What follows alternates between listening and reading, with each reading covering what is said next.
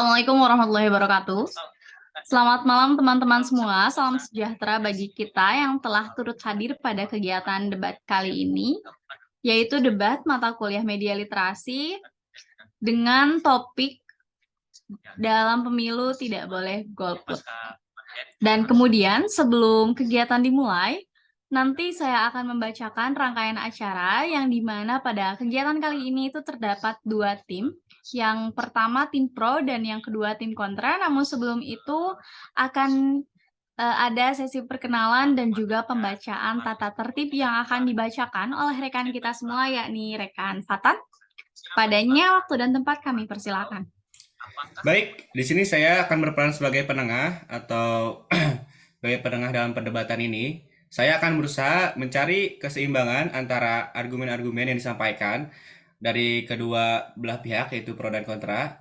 Baik, adapun juga terdapat aturan-aturan yang harus dipatuhi oleh kedua belah pihak. Di antaranya adalah, yang pertama adalah menyatakan argumen yang logis, dan yang kedua, menyatakan argumen dengan bahasa yang bebas dan juga sopan, dan yang ketiga, mengumpulkan informasi berupa fakta yang mendukung argumen, dan yang keempat, tidak menyatakan pernyataan negatif mengenai pribadi pihak lain, dan yang terakhir, menyatakan sanggahan dengan bahasa yang bebas dan juga sopan. Baik, untuk pembicara di masing-masing kelompok diberi waktu 3 menit termasuk perkenalan diri dan juga lain-lain. Baik, silakan dilanjut. Oke, baik, itu tadi tata tertib yang sudah dibacakan oleh penengah kita. Dan kita berlanjut kepada perkenalan dari tim pertama. Silakan. Saya Miftahul Sukron, di sini saya sebagai bagian yang pro. Saya Hanif Ramadan, di sini saya sebagai tim pro. Baik, perkenalkan nama saya Faizal Zulfikri, saya dari tim pro. Baik, perkenalkan nama saya Hoirul Fahmi, saya di sini sebagai tim pro. Halo, perkenalkan nama saya Herda Putri dari tim pro. Halo, perkenalkan nama saya Lucy Handayani dari tim pro. Perkenalkan nama saya Gunawangsa, saya dari tim pro. Perkenalkan nama saya Maya Sari, saya dari tim pro. Perkenalkan nama saya Dayan, saya dari tim kontra. Halo teman-teman, perkenalkan nama saya Gilang Fauzi Ramdhani, saya ada di tim kontra. Teman semuanya, perkenalkan nama saya Hasna Kairunisa, saya dari tim kontra. Terima kasih. Halo teman-teman, perkenalkan nama saya Iwa Minatul Qadariyah dari tim kontra. Halo semuanya, perkenalkan nama saya Eni Marlis dari tim kontra. Halo semuanya, nama saya Muhammad Farul Hidayat dari tim kontra. Halo semuanya, perkenalkan nama saya Muhammad Rafi dari tim kontra. Baik, terima kasih kepada teman-teman.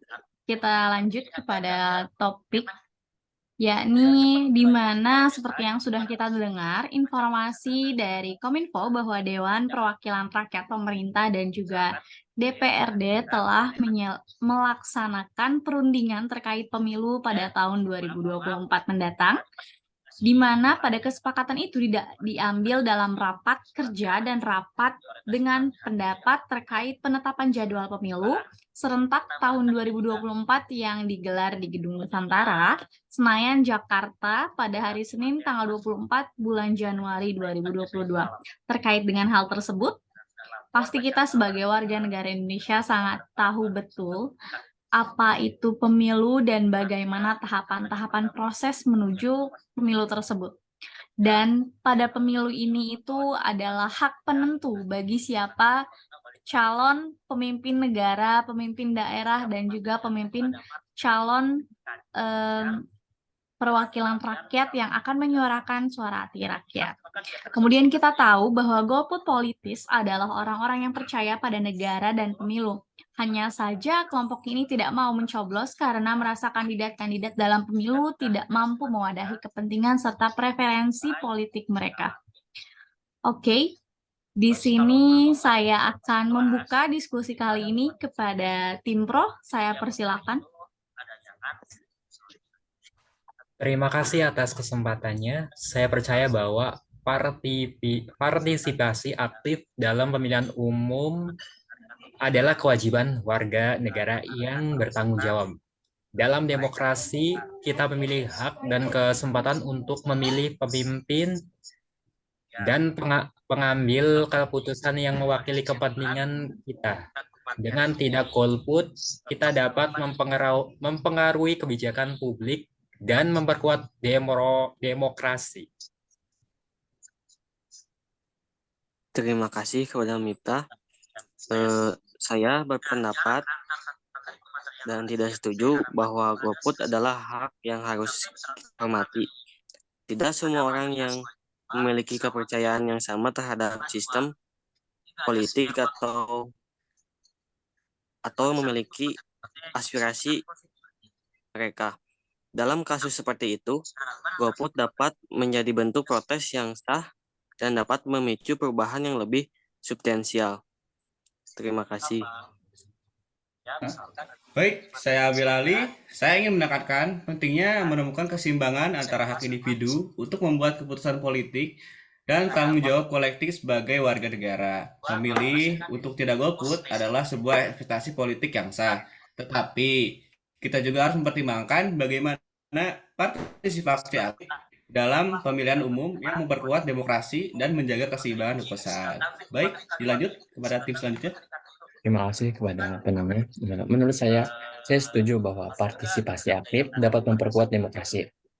Saat kita memilih untuk tidak memberikan suara, kita mengurangi kesempatan kita untuk mempengaruhi hasil pemilihan dan keputusan politik yang akan mempengaruhi kehidupan kita. Dalam masyarakat yang demokratis, partisipasi aktif dalam pemilihan umum adalah penting untuk menjaga keseimbangan kekuasaan dan memastikan representasi yang lebih adil. Terima kasih.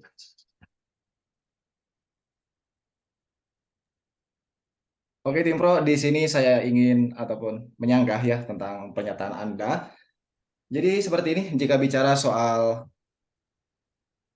dalam pemilu tidak boleh golput. Jadi di sini saya berpendapat, jadi tidak semua orang memiliki keyakinan yang sama gitu terhadap sistem politik yang ada. Beberapa orang mungkin merasa bahwa sistem tersebut tidak mewakili kepentingan mereka atau tidak efektif dalam menghadapi masalah yang dihadapi oleh masyarakat. Jadi, golput dapat menjadi bentuk penolakan gitu terhadap sistem pemerintah yang mereka ataupun dinilai dianggap tidak berfungsi. Terima kasih. Baik, saya Abel Ali. Sebentar, kita perlu memastikan ya bahwa setiap suara semua warga didengar dan diperhatikan. Meskipun ya golput dapat menjadi bentuk protes yang sah, kita juga harus mencari cara-cara lain gitu untuk memperkuat partisipasi politik dan menciptakan perubahan yang lebih baik dalam sistem politik. Baik, silakan dilanjut. Baik, saya menghargai ya aspirasi dan pendapat saudara Gilang. Jadi golput itu bukanlah cara yang efektif ya untuk mencapai perubahan. Sebagai gantinya, kita dapat memanfaatkan platform politik gitu dan kelompok advokasi untuk membawa perubahan yang diinginkan. Dengan berpartisipasi aktif dalam pemilihan umum, kita dapat memilih pemimpin yang mewakili nilai dan tujuan kita. Baik.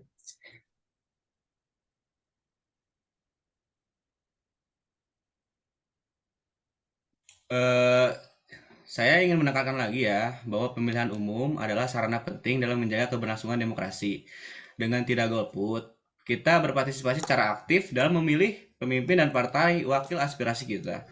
Dalam demokrasi, suara setiap warga negara sangatlah berarti ya. Jadi dengan menggunakan hak pilih kita mempengaruhi keputusan politik yang mempengaruhi kehidupan kita juga. Baik, silakan dilanjut. Oke, baik, terima kasih. Saya tidak setuju karena kita harus mengakui bahwa golput itu dapat dan bisa menjadi bentuk suatu protes yang sah gitu. Kenapa kayak begitu? Karena beberapa orang merasa sistem politik yang ada di negara ini tidak mewakili kepentingan masyarakat atau rakyat gitu. Atau bahkan pemilihan umum ini tidak akan memberikan perubahan yang signifikan terhadap kemajuan maupun perkembangan negara yang dipimpin oleh calon pemimpin yang akan dipilih oleh pemilu tersebut gitu loh. Nah, dalam situasi seperti ini, golput dapat menjadi cara untuk menyampaikan ketidakpuasan mereka ataupun masyarakat yang golput terhadap sistem yang ada pada saat pemilu tersebut. Terima kasih. Baik, saya menghargai untuk pendapat Hasna Khairunisa. Saya mengerti kekecewaan terhadap sistem politik. Golput bukanlah solusi yang efektif. Alih-alih kita dapat memanfaatkan hak pilih kita untuk mendukung calon atau partai yang paling dekat dengan pandangan kita. Dengan berpartisipasi aktif, kita dapat mendorong reformasi dan perbaikan dalam sistem politik yang ada. Selain itu, dengan menggunakan hak pilih kita juga dapat memilih pemimpin yang berkualitas dan bisa membawa kemajuan bagi masyarakat.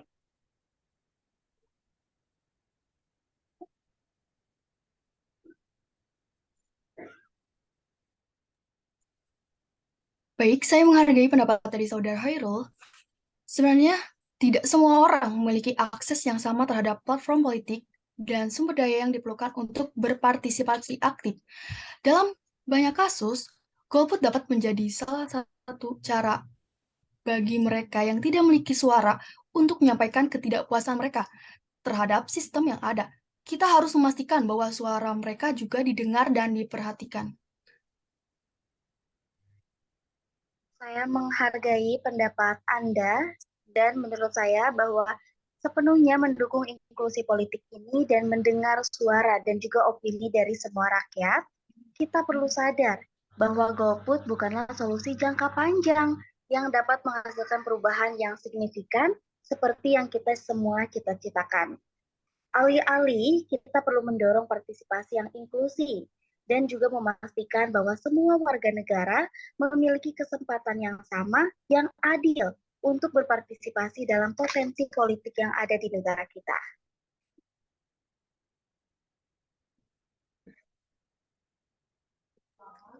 Oke, baik. Terima kasih. Di sini saya menghargai pendapat saudara. Mari kita lihat dari sudut pandang lain. Bagaimana dengan orang-orang yang merasa bahwa pemilihan umum itu tidak akan memberikan perubahan yang signifikan. Nah, menurut saya dapat disimpulkan bahwa golput dapat menjadi salah satu cara untuk menunjukkan bahwa mereka tidak percaya lagi pada sistem yang ada. Ini adalah bentuk protes yang sah dan dapat memicu perubahan yang lebih substansial di masa depan. Terima kasih. Baik, saya menghargai pendapat Anda dan saya juga setuju bahwa perubahan yang signifikan membutuhkan waktu. Meski begitu, kita tetap harus berkomitmen untuk memperbaiki sistem politik. Golput bukanlah cara yang efektif untuk mencapai perubahan yang nyata.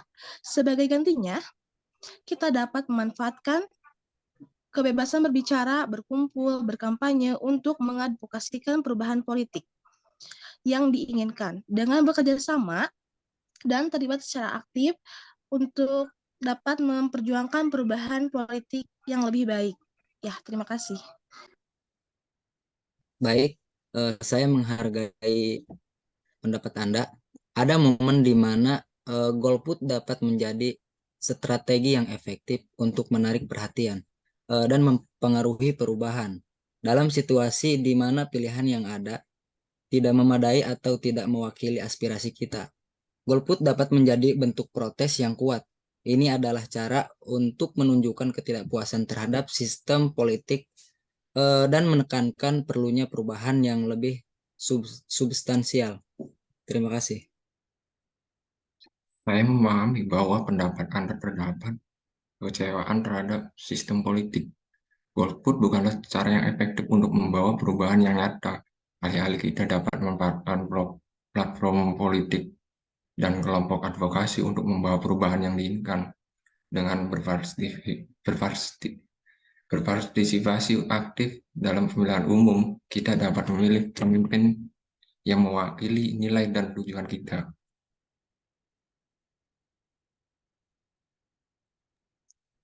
Baik, saya menghargai pendapat Anda dan setuju bahwa pemilu itu penting dalam menjaga demokrasi. Di sisi lain, kita juga harus mengakui bahwa golput dapat menjadi bentuk protes yang sah. Beberapa orang seperti kami merasa bahwa sistem politik yang ada tidak mewakili kepentingan mereka dan perlu kita lihat bahwa pemilihan umum ini tidak akan memberikan perubahan yang signifikan. Dalam situasi seperti ini, golput bisa menjadi cara untuk menyampaikan ketidakpuasan terhadap sistem yang ada saat ini. Terima kasih.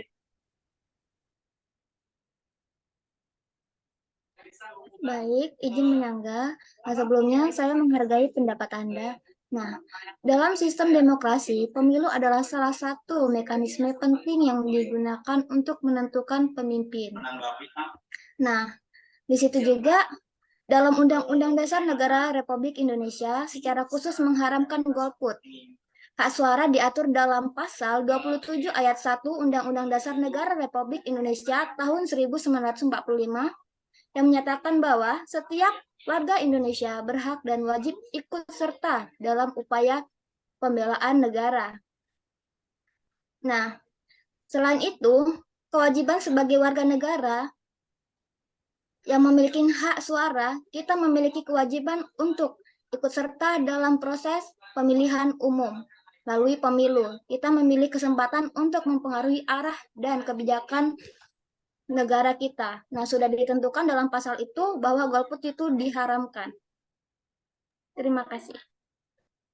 Baik, terima kasih kepada semua pembicara ya, kepada dua kubu kelompok atas pandangan yang disampaikan. Jadi saya ingin menekankan kembali ya bahwa dalam demokrasi terdapat ruang perbedaan pendapat dan pendekatan yang beberapa dalam menyampaikan ketidakpuasan terhadap sistem politik. Di sini saya tidak menyebutkan pihak yang salah dan pihak yang benar ya.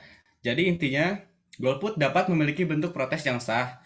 Namun juga kita perlu mencari cara-cara alternatif untuk memperbaiki sistem politik yang memperkuat partisipasi politik, partisipasi aktif dalam pemilihan umum dan keterlibatan atau advokasi politik adalah beberapa cara untuk mencari tujuan tersebut. Jadi intinya sih good discussion come from experience come from bad discussion, yang artinya itu keputusan yang baik datang dari pengalaman dan pengalaman berasal dari keputusan yang buruk. Mungkin segitu saja. Silakan saya kembalikan lagi kepada moderator untuk penutupan. Baik, terima kasih atas diskusi dan waktunya. Apakah dirasa cukup untuk diskusi kali ini atau barangkali ada yang menambahkan dari tim pro atau tim kontra? Apakah dalam debat kali ini ada tanggapan lain terkait topik yang diangkat?